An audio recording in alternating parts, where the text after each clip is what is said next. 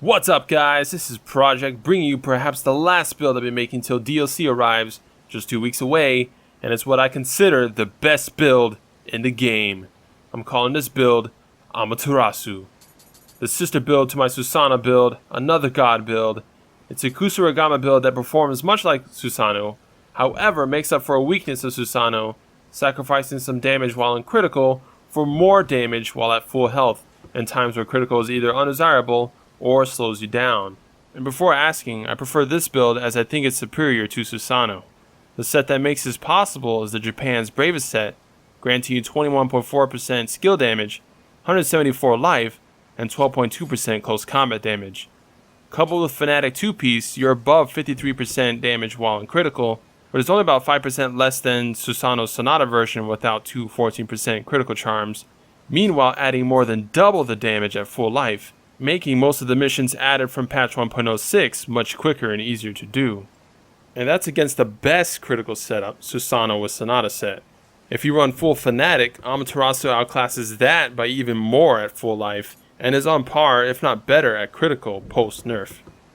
But enough praising, let's get on with the gear. As you see on screen, you want to tack on everything, as well as Amrita earn on everything, as yes, this build can still be used to farm a ton of Amrita super fast, much like Susanoo.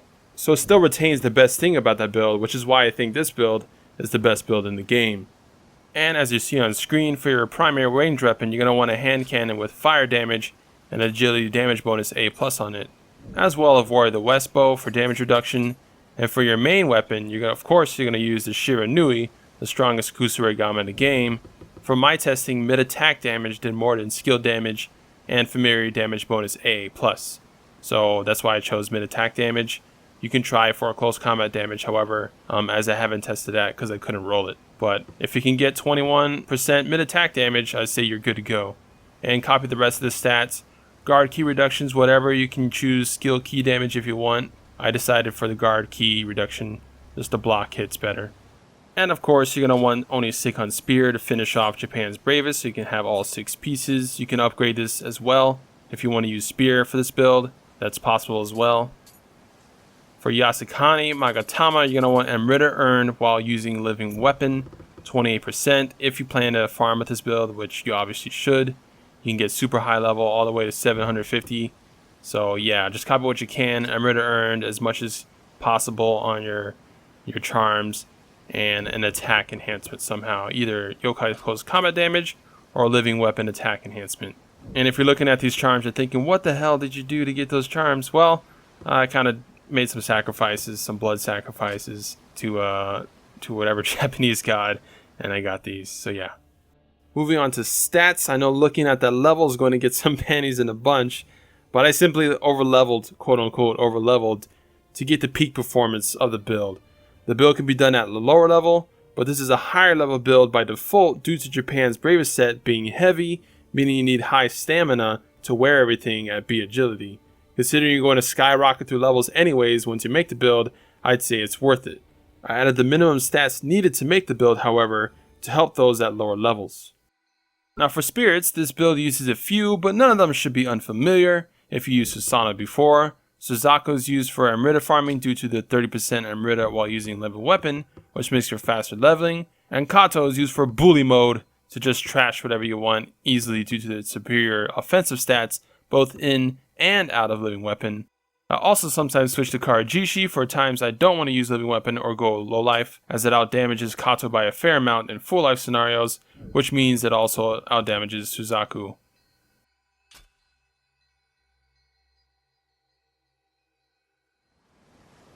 And for our chosen clan, since I wear heavy armor, I decided to go with Toto clan, which grants us 8% attack increase, as well as 495 life and 99 stamina.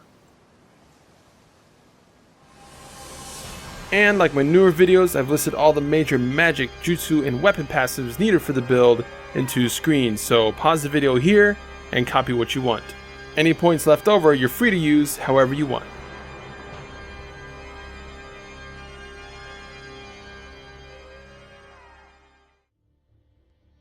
Now, moving on to skills, we're going to take Reaper, a really high DPS damaging skill. Really awesome against yokai or enemies I can't kill in one shot with blade spin. But blade spin usually kills stuff in one shot. This is our main bread and butter skill. We use this in living weapon, which is one of the few skills that can be used in living weapon mode. The best skill in the game, in my opinion. We got foot sweep for dealing final blows to human enemies if we want.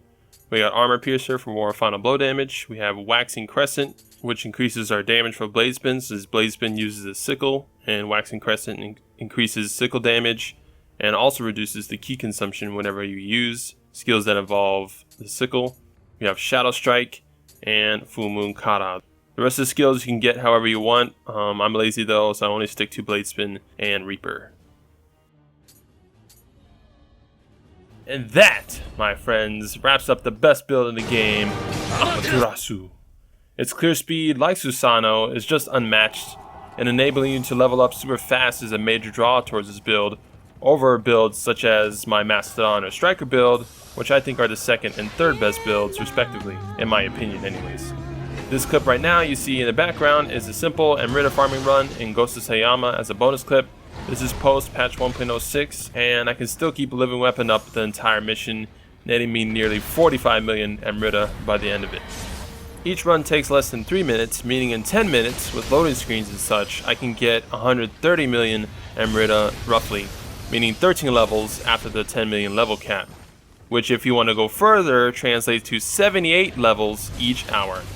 I found out being in critical, aka low life, makes your living weapon last longer, so you do want to be in critical state for this. But yeah, hopefully you enjoy this build and hopefully you enjoy this video. As mentioned, this is the last build video I'm making before DLC, but I do plan to make a video for new or returning players full of general tips and tricks, as well as the DLC video to wrap up all the news of the DLC in one single video. And as always, thank you guys so much for the support. Almost 4K subscribers now, 95% of which are all Nioh fans, which is super crazy. You guys are amazing. I love each and every comment and I appreciate the likes. Speaking of likes, if you enjoyed this video, give me that thumbs up, comment down with any questions or complaints, and subscribe for more Nioh epicness. Arigato.